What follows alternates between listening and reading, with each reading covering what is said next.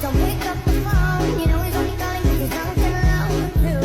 Don't let him know I said that you're not getting free. Don't be afraid, you know you're gonna wake up in his bed in the morning. Assalamualaikum warahmatullahi wabarakatuh. Halo sobat channelku. Pada video yang pertama ini, saya akan mereview sebuah buku Teknologi Komunikasi karya dari Bapak Agung Nugroho. Untuk bab pertama itu membahas teknologi komunikasi. Menurut penulis, teknologi komunikasi itu bukan cuma sekedar alat komunikasi kayak telepon, HP, laptop, internet dan lain sebagainya. Tapi teknologi komunikasi itu juga mencakup sistem dan proses yang digunakan dalam menyampaikan, mengolah, dan juga menyebarkan informasi. Di dalam bab ini juga dijelaskan bahwa teknologi komunikasi itu berkembang dari masa ke masa.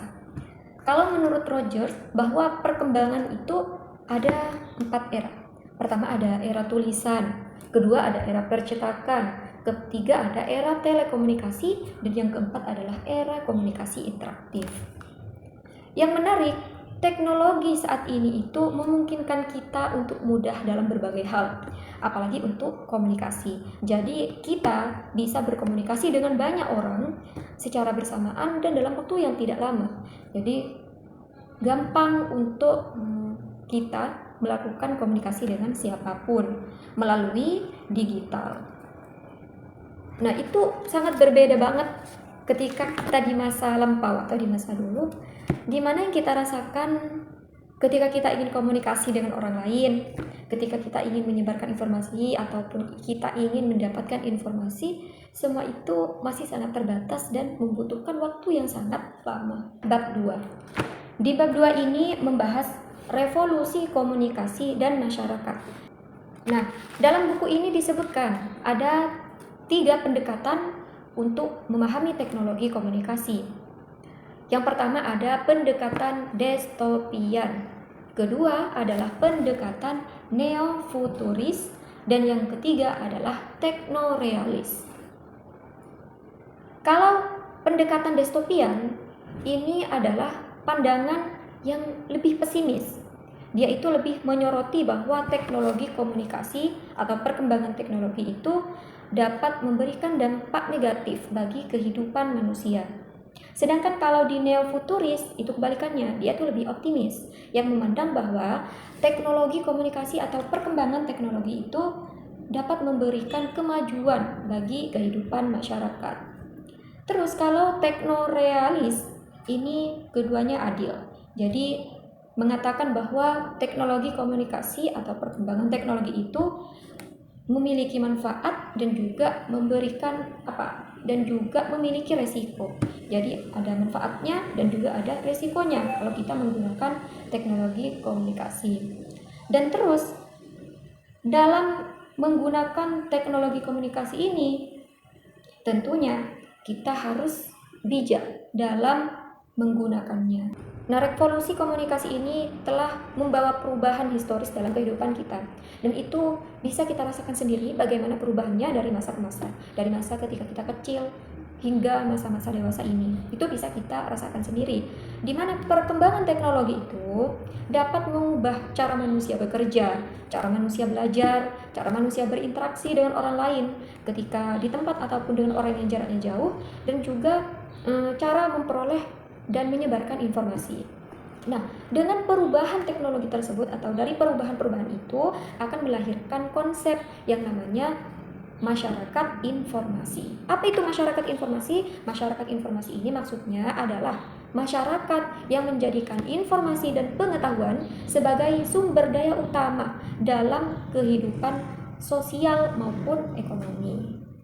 Adalah potret masyarakat informasi di Jepang, di mana ada istilah Jahoka Shakai.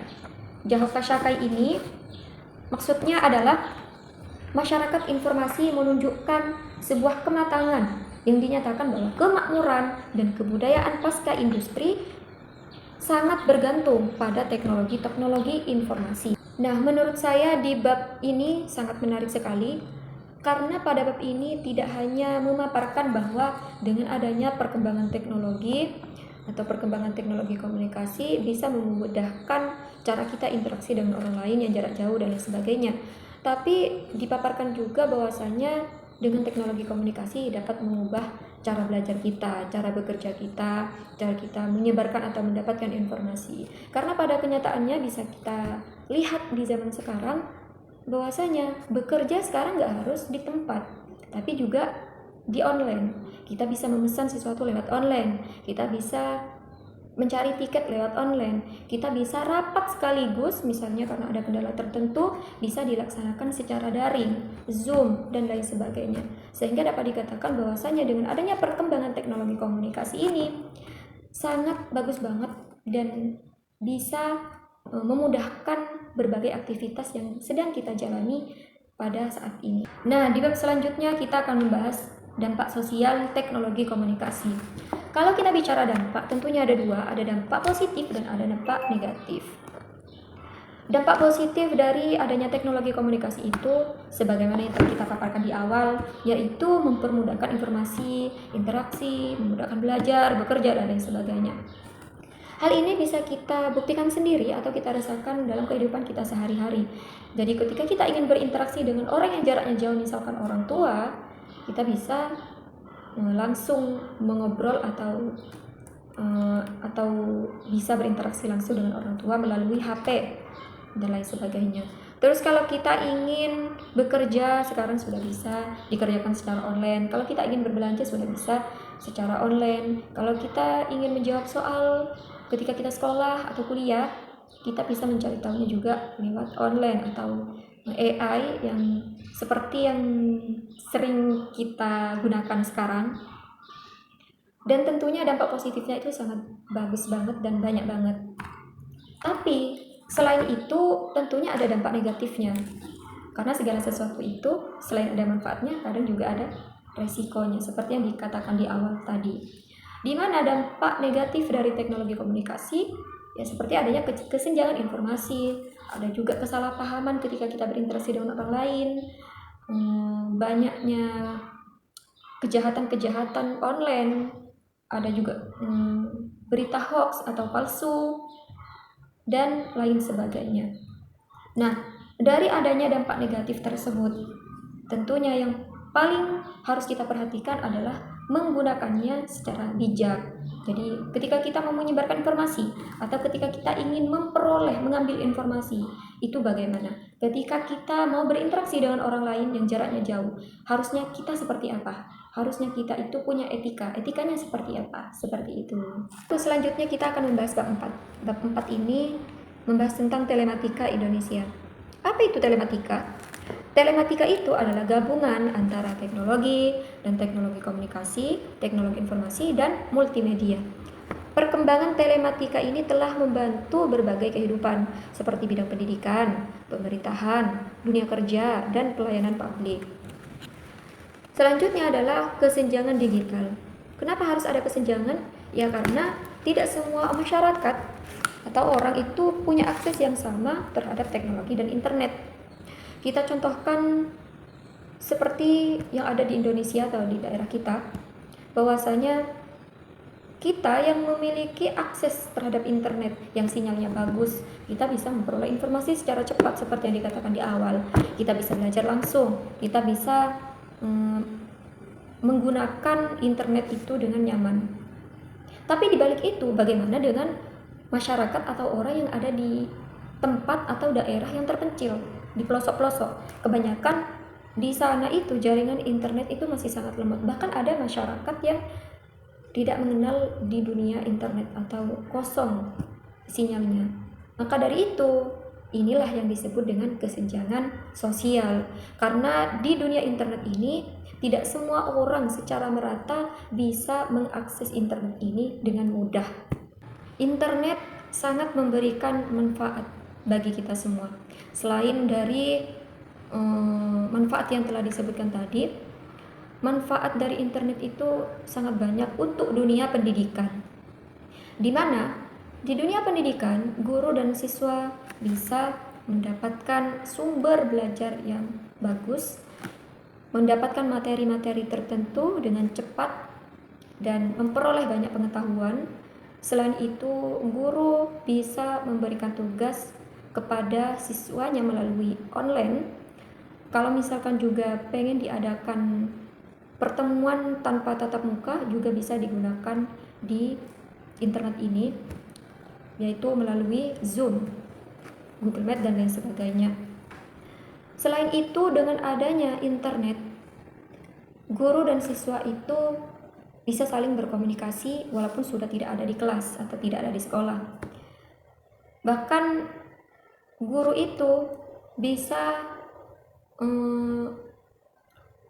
memberikan pembelajaran atau proses pembelajaran yang lebih interaktif dan efektif, kayak menampilkan video di depan kelas, memberikan proyek-proyek yang ditampilkan di layar di depan, meng-share kepada murid-muridnya beberapa video tentang pendidikan, tentang pembelajaran, dan lain sebagainya. Intinya, internet itu sangat banyak manfaatnya untuk dunia pendidikan. Walaupun dibalik banyaknya manfaat dari internet itu ada juga resiko-resiko atau negatif. Tapi intinya, dengan adanya internet itu, proses belajar siswa atau anak-anak di zaman sekarang itu sangat mudah untuk memberikan pembelajaran yang interaktif, pemantauan, komunikasi, materi yang bagus dan jelas, dan lain sebagainya. Itulah tadi pemaparan singkat tentang buku teknologi komunikasi. Nah, buku teknologi komunikasi dari Agung Nugroho ini, Bapak Agung Nugroho ini, menurut saya sudah sangat bagus. Karena apa? Karena di dalam buku ini bahasa yang digunakan itu cukup mudah untuk dipahami. Di dalamnya tulisannya juga bukan tulisan yang kecil-kecil sebagaimana buku lainnya, tapi ukuran fontnya itu sedang dan sangat membantu ketika kita membaca. Selain itu, di dalamnya juga ada gambar-gambar pendukung tentang dunia teknologi. Dan yang paling saya suka dari buku teknologi komunikasi karya Bapak Agung Nugroho ini, jadi setiap awal bab itu ada tujuan instruksional khususnya, di mana nanti setelah membaca bab 1 misalnya, diharapkan para pembaca itu dapat mengetahui ini atau menguasai ini, seperti itu. Dan setiap keempat bab itu pasti ada instruksinya.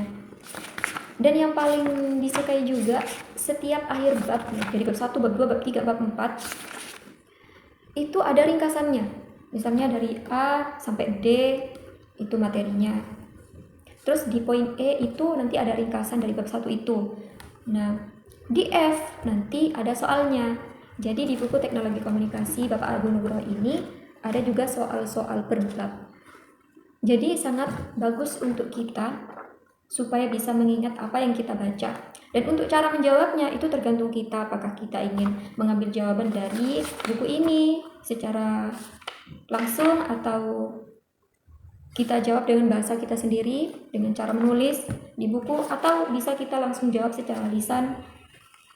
Jadi menurut saya ini bagus banget. Dan hampir semua bab, jadi keempat bab ini ada semuanya. Dan untuk kekurangannya menurut saya itu mungkin ada beberapa tulisan yang kurang benar.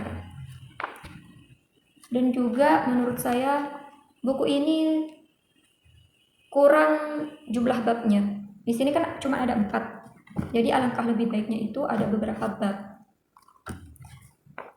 Walaupun sebenarnya memang isi dari buku ini sudah bagus dalam menjelaskan secara detail, tapi menurut saya masih kurang saja dalam babnya karena terlalu terbatas.